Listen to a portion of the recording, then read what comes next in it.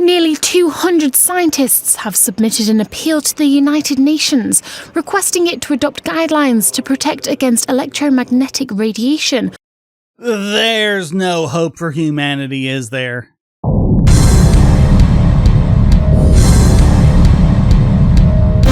And the constant electromagnetic radiation from communication towers could lead to cancer and also cause neurological, cardiac and respiratory disorders. In the early decades of radio, DJs and other announcers broadcast directly from the transmitter. They didn't have a remote studio to broadcast from. That came much later.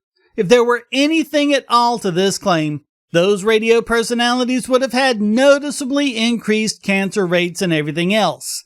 Guess what? They didn't! I'm here with disturbing news about our favorite gadgets, cell phones, tablets, Wi-Fi, etc.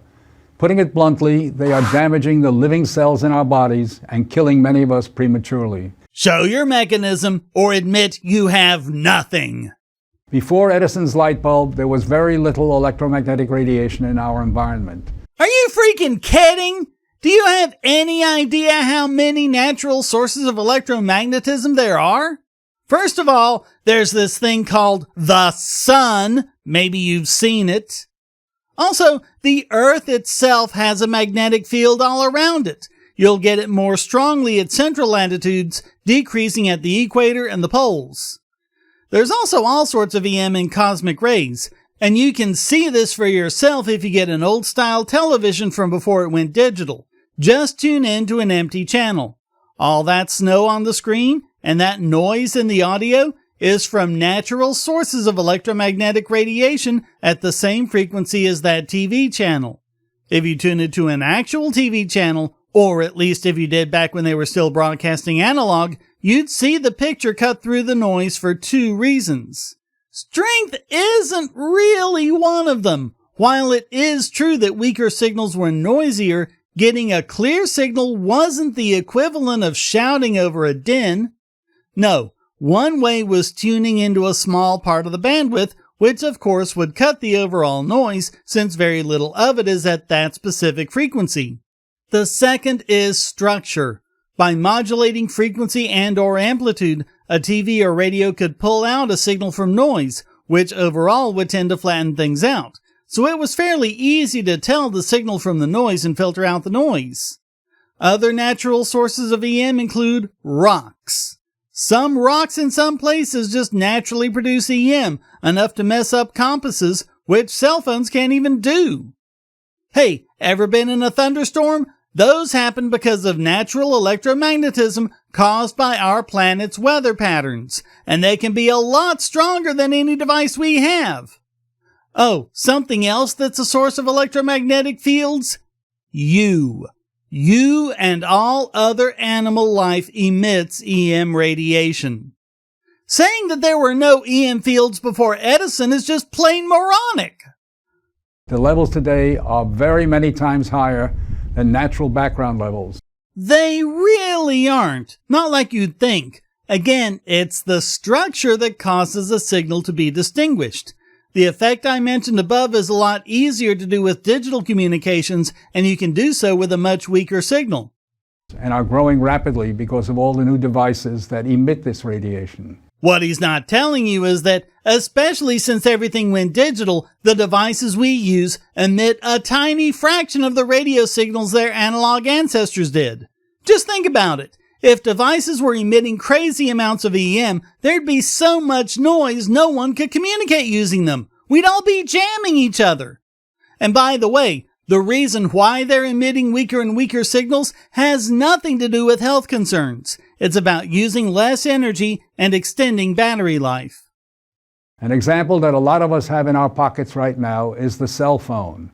One study shows that as cell phone usage has spread widely, the incidence of fatal brain cancer in younger people has more than tripled. He doesn't cite his source, but we don't need it. There have been several such studies in the past, and they either didn't say what these nut bars claim, or their methodology was terrible, bordering on fraudulent.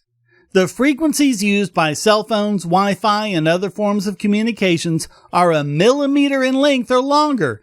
That's way too big to damage cells and cause cancer. You need ionizing radiation to do that. And in between these radio frequencies and ionizing radiation, you have the entire visible light spectrum. It's particularly frightening that radiation from our telecommunication and power line technology is damaging the DNA in our cells. Physically impossible. Deoxyribose bond lengths are less than 0.15 nanometers in length. The longest wavelength capable of damaging them is therefore 0.3 nanometers, or almost 1 billion gigahertz. So big we don't use hertz, we use electron volts. This frequency would be about 4.1 kiloelectron volts. With 5G maxing out at only 6.7 gigahertz, it's not gonna happen. It is clear to many biologists that this can account for the rising cancer rates. Name them! And so today, scientists from around the world are submitting an appeal to the United Nations, its member states, and the World Health Organization. I checked out this site. As far as I can tell, it's this moron, Martin Blank, and a couple others.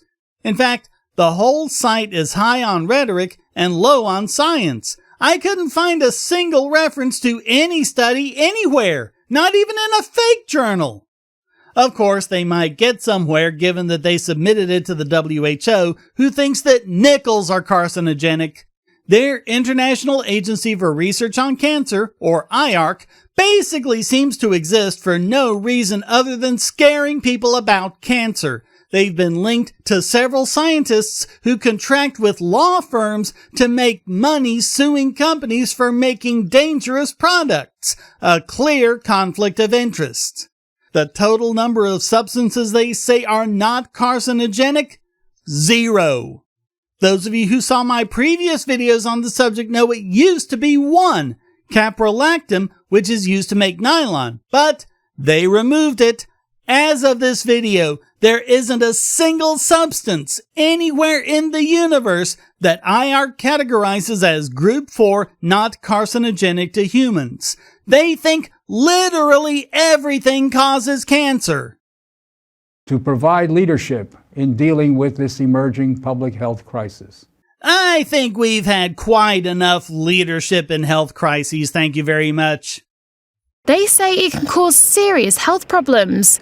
Blank said that even the increase in obesity, autism and stillbirths may be associated with electromagnetic radiation in the environment. Because of course he did. Had to get autism in there. All of the people who say that autism is caused by this or that need to get together and work it out. Is it EM fields, vaccines, heavy metals, artificial coloring, C-sections, not breastfeeding? They're now saying that Tylenol causes autism. You know that the rate of stillbirths was much higher in the 1700s before we were doing any of this, right?